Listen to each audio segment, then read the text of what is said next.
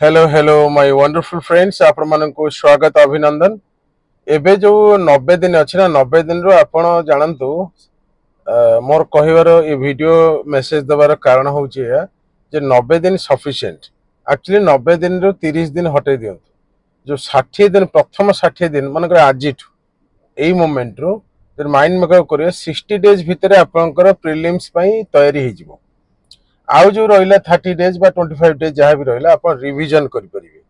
कथा हूँ कौन आप बर्तमान जहाँ किसी स्टडी मटेरियल आपण मैंने स्पीड पोस्ट नहीं ऑलरेडी जो मैंने कंप्लीट कर रिविजन स्टार्ट कर दिंतु एवं टेस्ट सीरीज जो मैंने मगाउं 10टा बुकलेट जो इंजेक्शन अच्छी गोटी गोटी कर तन तन कर प्रैक्टिस कर आरंभ करूँ।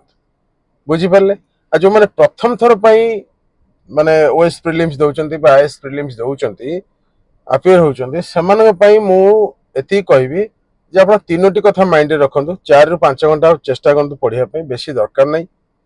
डायमंड 4टा बुकलेट कंप्लीट करूँ एवं बूस्टर 8टा किंबा टार्गेट 11टा ये कंप्लीट कर दिंतु ता सहित टेस्ट सीरीज 20 डेज भीतर कंप्लीट कर दिंतु।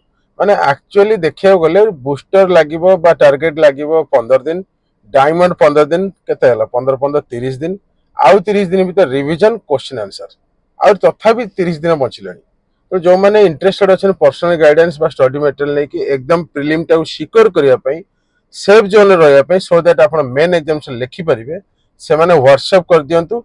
नंबर टा कहूची 9937221122 रे एवं टेलीग्राम चैनल मध्ये जॉइन कर जंतु ओएसटी ऑफिशियल टेलीग्राम चैनल।